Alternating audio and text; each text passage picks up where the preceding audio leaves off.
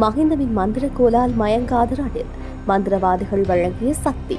கொழும்பு மாநகர சபையின் ஆட்சி சஜித் தரப்புக்கே முஜிபுர் ரஹ்மான் திட்டவட்டம்.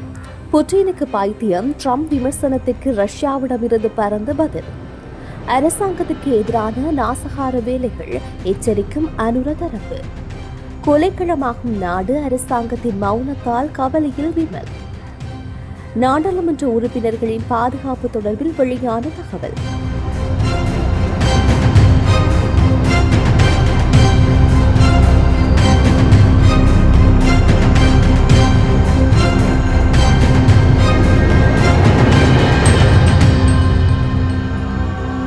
முன்னாள் ஜனாதிபதிகளான மஹிந்த ராஜபக்சவும் ரணில் விக்ரமசிங்கவும் சந்தித்த போது மந்திரக்கோல் ஒன்று வழங்கப்பட்டதாக தகவல் வெளியாகியுள்ளது.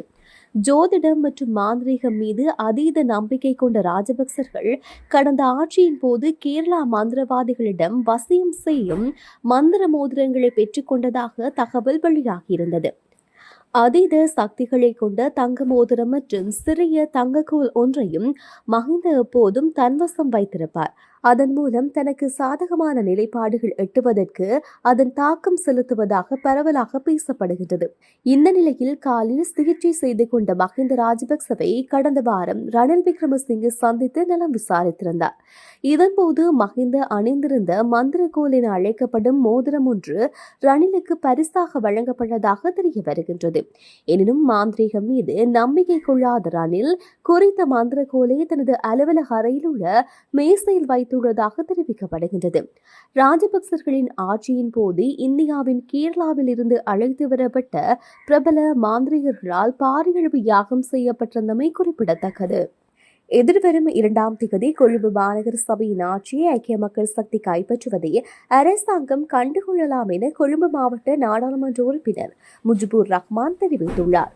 கொழும்பு மாநகர சபையில் ஆட்சி அமைப்பது குறித்து குறிப்பிடுகையிலேயே இவ்வாறு தெரிவித்துள்ளார். இது தொடர்பில் அவர் மேலும் தெரிவிக்கையில், நடைபெற்று முடிந்துள்ள உள்ளூராட்சி மன்ற தேர்தலில் அரசாங்கத்துக்கு பெரும்பான்மை கிடைத்துள்ள மன்றங்களில் தேசிய மக்கள் சக்தி ஆட்சி அமைப்பதற்கு நாங்கள் தடையாக இருப்பதில்லை. அதில் எங்களுக்கு எந்த பிரச்சனையும் இல்லை. ஆனால் எந்த கட்சிக்கும் பெரும்பான்மை கிடைக்காத உள்ளூராட்சி மன்றங்களில் எதிர்க்கட்சிகள் ஒன்றிணைந்து அந்த சபையில் உள்ள எதிர்க்கட்சியில் எந்த கட்சி அதிக ஆசனங்களை பெற்றிருக்கின்றதோ அந்த கட்சியில் தலைவர் ஒருவரை தெரிவு செய்து கொண்டு ஆட்சியை கொண்டு செல்ல தீர்மானித்திருக்கின்றோம். அதன் பிரகாரம் உள்ளூராட்சி மன்ற தேர்தலில் கொழும்பு மாநகர சபையில் ஆட்சி அமைப்பதற்கு எந்த கட்சிக்கும் பெரும்பான்மை கிடைக்கவில்லை. ஆளும் தேசிய மக்கள் சக்தி 48 ஆசனங்களையே பெற்றுள்ளது. எதிர்க்கட்சிக்கு மொத்தமாக 69 ஆசனங்கள் இருக்கின்றது. இதனால் எதிர்க்கட்சிகள் ஒன்றிணைந்து கொழும்பு மாநகர சபையில் ஆட்சி அமைப்பதற்கான நடவடிக்கைகளை நாங்கள் தற்போது மேற்கொண்டு வருகின்றோம். ரஷ்ய ஜனாதிபதி விளாடிமிர் புட்டின் குறித்து அமெரிக்க ஜனாதிபதி டொனால்டு ட்ரம்ப் முன்வைத்த விமர்சனங்களுக்கு ரஷ்ய தரப்பிலிருந்து பதில் அளிக்கப்பட்டுள்ளது. இந்த நிலையில் புட்டின் முற்றிலும் பைத்தியமாகிவிட்டார் என ட்ரம்பின் கோபம் மிகுதியாக உணர்ச்சி வசப்பட்டதன் காரணமாக தெரிவித்திருக்கலாம் என்று ரஷ்ய ஜனாதிபதி மாளிகை குறிப்பிட்டுள்ளது.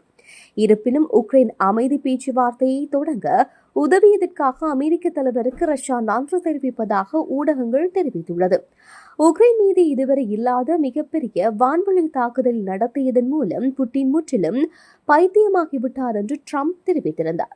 மேலும் ரஷ்யா மீதான புதிய தடைகளை நடைமுறைக்கு கொண்டு வர இருப்பதாகவும் அவர் தெரிவித்ததுடன் கூடவே உக்ரைன் ஜனாதிபதி ஜெலன்ஸ்கியையும் அவர் கடுமையாக விமர்சித்திருந்தமை குறிப்பிடத்தக்கது. இலங்கையில் சுற்றுலா தலங்களை குறிவைத்து பல்வேறு போலி செய்திகள் மூலம் அரசாங்கத்தை நாசப்படுத்துவதற்கான முயற்சிகள் மேற்கொள்ளப்படுவதாக சுற்றுலாத்துறை பிரதி அமைச்சர் ருவான் ரணசிங்க தெரிவித்துள்ளார். ஊடகங்களுக்கு நேற்று கருத்து தெரிவித்த பிரதி அமைச்சர் ரணசிங்க, வெலிகம மற்றும் அரவங்குடா பகுதிகள் சம்பந்தப்பட்ட 2 சம்பவங்கள் மூலம் அது தெளிவாகின்றது என்று குறிப்பிட்டுள்ளார். இது தொடர்பில் அவர் மேலும் தெரிவிக்கையில், முதல் சம்பவம் வெலிகமவின் பிலிப்பைன்ஸ் நாட்டவர் ஒருவர் தாக்கப்பட்டதாக காணொளி வெளியானது. இந்த சம்பவம் 2024ஆம் ஆண்டு இடம்பெற்றது என்று கண்டறியப்பட்டது. 2வது சம்பவம் அரவங்குடா பகுதியில் பொது இடங்களில் சுற்றுலா பயணிகள் பிகினி அணிவதை தவிர்க்குமாறு அறிவுறுத்தல் வெளியானது. இந்த அறிவித்தல் அப்பகுதியில் இனப்பதற்றத்தை ஏற்படுத்துவதற்கான முயற்சி என கண்டறியப்பட்டுள்ளது. கொழும்பு மாநகர சபை உட்பட முக்கிய உள்ளூராட்சி சபைகளில் ஆட்சியமைக்க முஸ்லிம் சமூகத்துடன் அரசாங்கம் இணைந்து செயல்பட்டு வரும் நேரத்தில் அருகங்குடா தொடர்பான அறிவிப்பு வெளியிடப்பட்டுள்ளது. இது தொடர்பாக நாங்கள் அருகங்குடாவில் உள்ள முஸ்லிம் சமூகத்தினரிடம் விசாரணை செய்தோம். பொது இடத்தில் நிர்வாணமாக ஒருவர் நடந்து சென்றதாகவும் அதற்கு அவர்கள் எதிர்ப்பில் வெளிப்படுத்தியதாகவும் தெரிவித்தனர். அரசாங்கம் தனது அதிகாரத்தை வலுப்படுத்த செயற்பட்டு வரும் வேளையில் அப்பகுதியில் குழப்பத்தை ஏற்படுத்துவதற்காக சில நபர்கள் அல்லது குழுவினரால் மறைமுக நோக்கத்துடன் செயற்பட்ட விடயமாக இருக்கலாம் என நாங்கள் சந்தேகிக்கின்றோம். இனங்களுக்கிடையில் பதற்றங்களை ஏற்படுத்தவும் தேசத்தை அபிவிருத்தி செய்வதற்கான அந்த முயற்சிகளை சீர்குலைக்கவும் சிலர் மேற்கொண்ட முயற்சிகளாகவே அரசாங்கம் இந்த சம்பவங்களை கருதுகின்றது. சுற்றுலாத்துறையை இலக்கு வைத்து நாட்டின் பொருளாதாரத்திற்கு பாதிப்பை ஏற்படுத்த முயற்சிக்கும் எந்த ஒரு நபருக்கோ அல்லது குழுவுக்கோ எதிராக கடும் சட்ட நடவடிக்கை எடுக்கும். இதுபோன்ற போலீஸ் செய்திகளுக்கு பலியாக வேண்டாம் என பொதுமக்களிடம் கேட்டுக்கொள்கின்றோம் என தெரிவித்துள்ளார். பொதுமக்களை கொலை செய்வது நாட்டில் ஒரு சாதாரண விடயமாக மாறியுள்ளதாக முன்னாள் நாடாளுமன்ற உறுப்பினர் விமல் வீரவன்ச தெரிவித்துள்ளார். ஊடகவியலாளர் சந்திப்பொன்றில் கலந்து கொண்டு கருத்து தெரிவித்த போதே அவர் இதனை குறிப்பிட்டுள்ளார். அத்துடன் பாதாள உலக குழு நபர்கள் நாட்டில் சட்டம் மற்றும் விதிமுறைகளை நடைமுறைப்படுத்த ஆரம்பித்துள்ளதாகவும் அவர்கள் நாட்டை தற்போது ஆட்சி செய்ய ஆரம்பித்துள்ளதாகவும் விமல் வீரவன்ச குறிப்பிட்டுள்ளார். இவ்வாறானதொரு பின்னணியில் இந்த நாடு அடைந்துள்ள நிலைமை குறித்து தாங்கள் வருத்தமடைவதாகவும் அவர் தெரிவித்துள்ளார். இதேவேளை கதைகளை சொல்லி ஆட்சிக்கு வந்த இந்த அரசாங்கம் குறித்த விடயத்தில் மௌன நிலைப்பாட்டை கடைபிடிப்பது தங்களுக்கு மேலும் மன உளைச்சலை ஏற்படுத்துவதாகவும் விமல் வீரவன்ச குறிப்பிட்டுள்ளார். நாடாளுமன்ற உறுப்பினர்களின் பாதுகாப்பு கோரிக்கைகளை தேசிய பாதுகாப்பு சபைக்கு பரிசீலிக்க அனுப்ப நடவடிக்கை எடுக்கப்படும் என பதில் காவல்துறை மா அதிபர் பிரியந்த விஜயசூரிய தெரிவித்துள்ளார். அதன்படி அச்சுறுத்தல் மதிப்பீட்டு அறிக்கைகள் கிடைத்த பிறகு நாடாளுமன்ற உறுப்பினர்களுக்கு பாதுகாப்பு வழங்கப்படும் என அவர் கூறியுள்ளார். அண்மையில் நாடாளுமன்ற வளாகத்தில் சபாநாயகர் ஜகத் விக்ரமரத்ன தலைமையில் நடைபெற்ற கூட்டத்தின் போது இந்த விடயம் தொடர்பில் கலந்துரையாடப்பட்டுள்ளது.